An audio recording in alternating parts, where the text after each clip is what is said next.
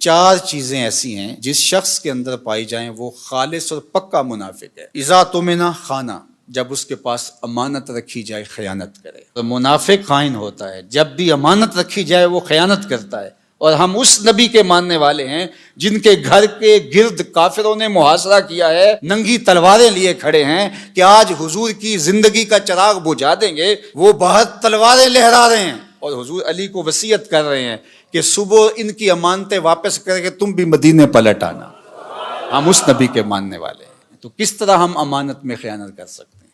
اس شخص کا دین ہی نہیں ہے جس کے پاس امانت نہیں ہے۔ اور امانت صرف مال کی نہیں ہے، المجالس بالامانہ، اگر کسی مجلس میں کوئی ایسی بات ہوئی ہے تو وہ مجلس تک رہنی چاہیے، باہر اس کو مشتہر نہ کیا جائے، بلکہ تم سے کوئی شخص بات کرے اور بات کرتے ہوئے دائیں بائیں دیکھے تو اس کا مطلب یہ ہے کہ وہ ڈر رہا ہے کہ کوئی اور نہ سن لے، تو اس بات کو بھی آپ امانت کے طور پہ اپنے پاس رکھنے کے پابند ہیں، اس لیے کہ اس نے آپ پر اعتماد کیا اور اس نے آپ کو بتائی اور آپ نے اس کی تشہیر کر دی، تو پھر یہ بدترین صورتحال ہے۔ تو فرمایا مومن کی کیا شان ہے کہ وہ امانت دار ہوتا ہے، اور منافق کی پہلی علامت کیا بتائی؟ اذا تمنا خانہ، جب اس کے پاس امانت رکھی جائے تو وہ خیانت کرتا ہے، واذا حدث کذب، اور جب وہ بولتا ہے جھوٹ ہی بولتا ہے۔ مومن کا جھوٹ سے تعلق کیا؟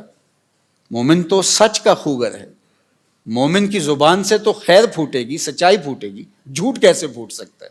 اور ایک حدیث میں آیا، حضور نے فرمایا الا انبئکم باکبر الکبائر، میں تمہیں بڑے بڑے گناہوں کی خبر نہ دوں؟ جو بڑے گناہ ہیں ان میں بھی جو بڑے ہیں ان کی خبر نہ دوں؟ تو صحابہ نے کہا کیوں نہیں حضور، ارشاد فرمائیے۔ تو آقا کریم نے فرمایا الاشراک باللہ، اللہ کے ساتھ کسی کو شریک ٹھہرانا۔ پھر ارشاد فرمایا وعقوق الوالدین، والدین کی نافرمانی کرنا، وجلس وکانا متکئا۔ تیسری چیز بیان کرنے کے لیے حضور ایسے ٹیک لگائے بیٹھے تھے، حضور نے ٹیک چھوڑ دی، بات کی اہمیت کو اور اجاگر کرنا تھا، اور پھر حضور نے فرمایا الا وقول الزور، الا وقول الزور، الا وقول الزور، اور جھوٹ بولنا، جھوٹ بولنا، جھوٹ بولنا۔ پہلے تو ٹیک چھوڑی اور پھر حضور اتنی بار یہ لفظ بولا کہ صحابہ کہتے ہیں کہ ہمیں بار بار آ رہا تھا کہ حضور اب سکوت اختیار فرما لیں، ہمیں بات کی اہمیت کی سمجھ آ گئی، لیکن حضور بار بار کہتے تھے الا وقول الزور، الا وقول الزور، اور شہادت الزور کے لفظ بھی ہیں، جھوٹی گواہی دینا اور جھوٹ بولنا، تو یہ جھوٹ اتنی بری بات ہے، اور ہم سمجھتے ہیں کہ یہ فن ہے، جھوٹ نہ بولیں تو سودا ہی نہیں بکتا۔ میں کہتا ہوں جاپان والوں کا کیسے بک جاتا ہے، پوری دنیا بیچ رہی ہے، ہمارا نہیں بکتا۔ ہم پھر سودا نہیں بیچ رہے، ہم جھوٹ بیچ رہے ہیں، جو بیچیں گے کمائی بھی پھر اس کے مطابق ہو۔ تو فرمایا جب بولے جھوٹ بولے، یہ منافق کی علامت بتائی گئی۔ وَإِذَا عَاهَدَ غَدَرَ، اور جب عہد کرے تو عہد کو توڑ دے۔ لا دین لمن لا عہد لہ، اس کا دین ہی نہیں ہے جس کا عہد نہیں ہے۔ ہمارے ایک ذمہ دار شخص نے یہ بات میڈیا کے سامنے کہی تھی کہ جو عہد ہے، وعدہ ہے، وہ کوئی قرآن و حدیث ہے؟ ہاں قرآن و حدیث ہے۔